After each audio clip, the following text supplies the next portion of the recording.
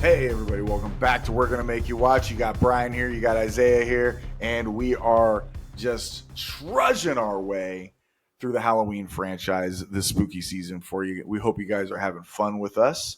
Yeah, we have arrived at the David Gordon Ween trilogy. So David Gordon Green's Halloween. So I call it David Gordon Ween.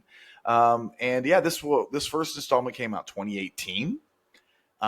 It did something that a Halloween movie hadn't done since 1978. It got good reviews.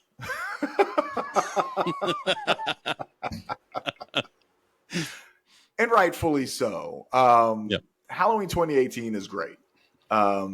It's not a masterpiece by any means, but compared to entries like Resurrection and Halloween, Rob Zombie's Halloween 2, this motherfucker looks like the Shawshank Redemption.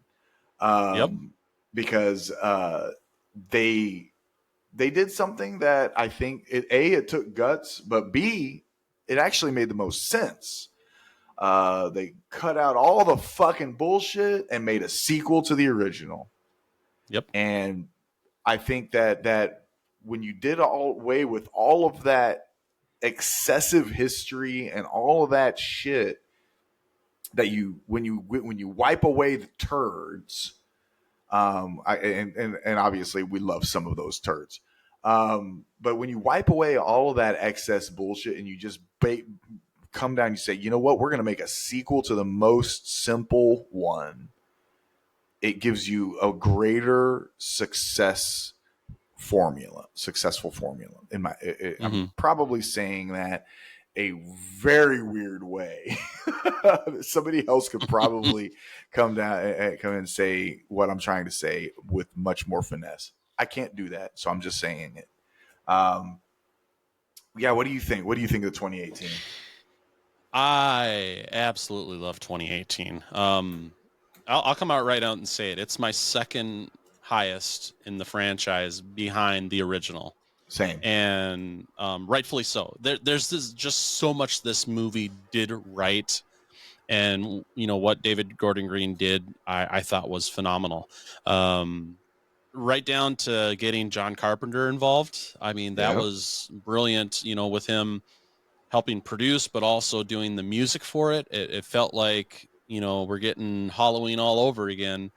And I love the story for this. Actually, just to kind of preview, I love the story for this whole trilogy. I even love ends, and I know a lot of people hate ends. I can't wait to talk about those movies with you, bro. Yes, because, oh my God.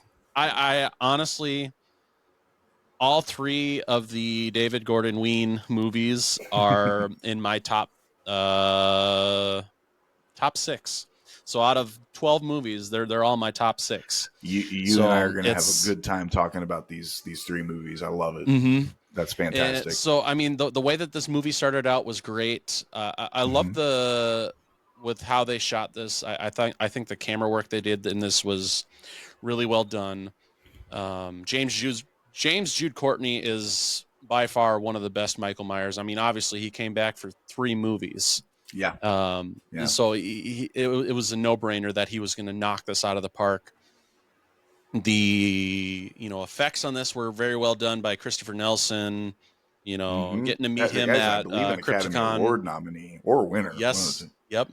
Yeah. So getting to meet him at Crypticon in Kansas City was great, and he had the mask there from the 2018 movie, which was fucking awesome. Yeah. The cast in this is great too. It's just everything that they did with this movie, I feel, was very, very well done. And bringing Jamie Lee back, I think this portrayal of Laurie Strode was probably my favorite of hers that she's done. Because you kind of seen the damage that was done to the character after enduring what had happened in the 78 version. So that was kind of nice to see what they did with this, because it was definitely different than what they did with H2O and Resurrection with her. And I felt it kind of was a little bit more of a, I don't want to say necessarily realistic, but it felt kind of more realistic than what they did with H2O. Yeah. Now, with that being said, I touched on Carpenter with the music. I thought the score with this was probably my favorite out of all the movies. Oh, nice, nice. Um, it was a no brainer for me to buy this on vinyl and Hmm. digital and CDs. I got it on basically everything when it first came out because I absolutely loved the music in this movie. And the characters in this also, I thought they built a really good cast around what they wrote. What David and the team wrote for this. Overall, there isn't much with this movie that I would say I don't like. I had a thoroughly fun time with this movie. I seen it 4 or 5 different times in theaters. Hmm. When it first came out, and I went as much as I possibly could at the time. And yeah, I mean, it's since then I've probably seen it 30 or 40 times. Nice. Just watching it at home. So that's how much I like this movie. So Yeah, and I know it's got its fans, but it's also got its detractors it too. does. There's a lot of Yeah, people that don't like this trilogy, and their points are valid too. yeah, I get it. I get Um, it. It's but not for everybody. I no, it's definitely not. But I personally like the humor that they injected into these Hmm. movies. With David Gordon Green having more of a background in comedy and stuff. Yeah, I I mean, and mean, Danny McBride helped write the yeah, movie, so exactly. So obviously there's going to be a little bit more comedy in it, but when they first announced it and that they were going to only go off of the original Halloween for a sequel, I was one of the detractors at first because I'm like, you can't take away the storyline of Michael and Laurie being brother and sister. That's fucking right. stupid. But it was so simple and it made it so much better because it's like this guy that you don't even know just wants to kill you. Even 40 years later, he gets out and comes basically to try to find Lori and kill her with Hmm. the help of Dr. Sartain, basically, because he wanted to play mad scientist and just Yeah. see what it would be like if he got released back out into, um, you know, the population. But even at that, I think if there was one thing that I didn't like as much was the Dr. Sartain character because it was kind of Right. like a Yeah. what the fuck kind of thing are you doing? So Um, I think it could have been a good character to introduce and keep throughout the trilogy if they would have done that, but instead they turned him into a bad guy, and that was it was jarring, a is little what I bit. could say Yeah. about it. Yeah. There's things about the movie that definitely are less than desirable that did kind of like Yeah, but overall what they did right in this movie they really fucking did right. yeah, They brought Nick Castle back to work with James Jude Courtney, and that's why James Jude Courtney's performance is so fucking wonderful. I genuinely believe that. I don't know that for a yeah. fact, but I genuinely believe that, and I believe Nick Castle even. Yes, he did. He filmed a sequence as Michael. Um, so they really went back to their roots. They had John Carpenter come back. He was the EP. They worked with him. He made the music. The music, as you mentioned, is fucking killer. Love the music in this movie.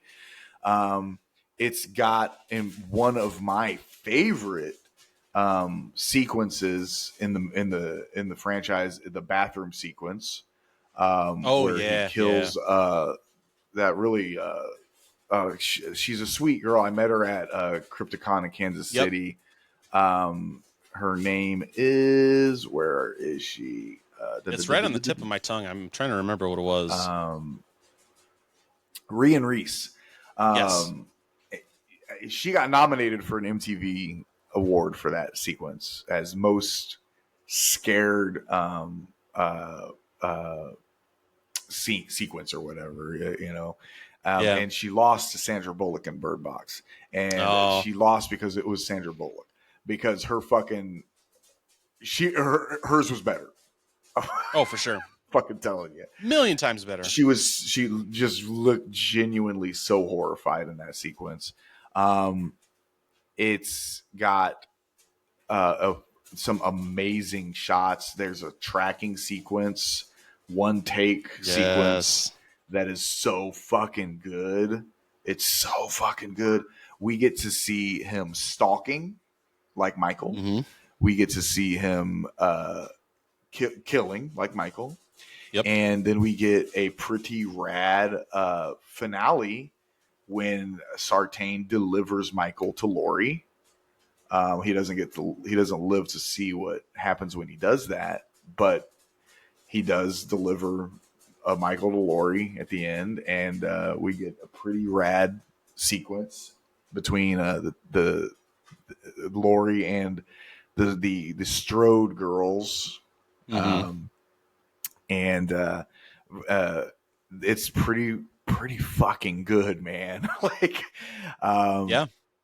I I am of the opinion that this is definitely the second best Halloween film, and it's not necessarily the one I watch the second most by any means, but Mm-hmm. as a whole, and I made it for the channel. I made a map that I'll drop again for the channel over this Halloween season. Is the roadmap of the choose your own adventure Halloween movies that you could do, because you can, with the way this franchise is unfolded, you can choose so many paths.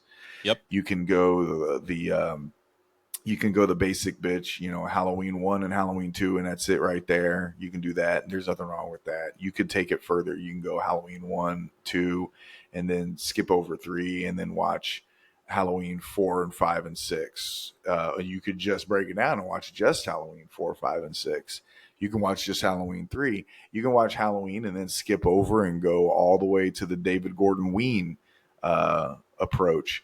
And that's kind of what I kind of love that about this thing. Oh, and then obviously you can just be like, you know what, I'm a Rob Zombie guy. I'm just going to watch those two movies. Yep. So this is one of many choose your own adventure paths that you can take when you're watching, and it's kind of become my preferred path. I'll watch Halloween 1, and then I'll go on, and then I'll watch the David Gordon Weens, and yeah, this is a kind of a banger.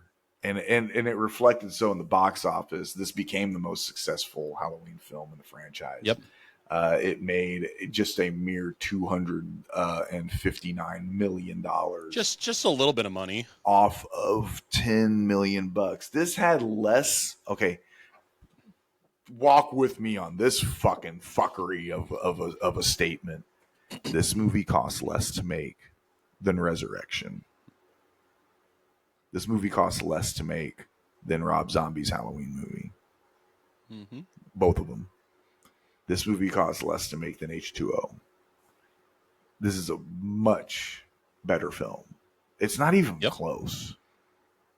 It's not. It's not even close. And you're right. There are some people that just aren't a fan of this movie, and I think that's some of the things that they have issues with are honestly things that we do too. But I can appreciate what they did right, because they did it so right that it balances out the movie for me. I'm not a huge fan of the Dr. Sartain character. I think it was kind of silly that he flipped the script and kind of and he tries to kill Will Patton's character. It's like that's just a very odd decision that they made. But I think when you see the rest of the movies, you understand it more. If that makes sense, because of the perversion that Michael can have on people that we really see in part 3 in Halloween Ends. Yep. And I don't know if that was a seed that they were necessarily trying to plant in this movie, but overall, when you're watching this trilogy, I think it works. So that's just me. Let's I love this. I love this fucking movie, dude. I think that we get yet another banger of a performance by Jamie Lee Curtis. We get Andy Matichak has been a pleasant surprise, and in addition to the Hollywood horror scene, I'd love to see her do some more stuff, because she's super fucking talented. She's super good in this role. Love Judy Greer to death. She's fantastic in this role. I love that little kid Julius. I met him at Crypticon in Kansas Yes, City. same. I love the douchebag friend that tries to smooth his way in when her hot ass boyfriend. I met him too. He's really nice. Yeah, it's this is a good fucking movie, dude. This is a good fucking movie. Let's go ahead and grade it. Yeah. Where you at? Where you at on this? Easy one? A. I mean, Yeah. it's not perfect, so it doesn't get the A+ like the original Halloween, but Right. it's so close. It's just so close that Yeah. it makes it an easy A for me. Yeah, I'm right there with you. Yeah, it's not hard. It's to me, it's not hard either. Yeah, this is easy. A. All right. Halloween 2018. What do you guys think? Hit us up in the comments. Let us know what you think of the David Gordon Green Halloween film. And this has been so much fun. Once again, thank you guys. And hey, next episode we start talking about Halloween kills. So stick around and enjoy.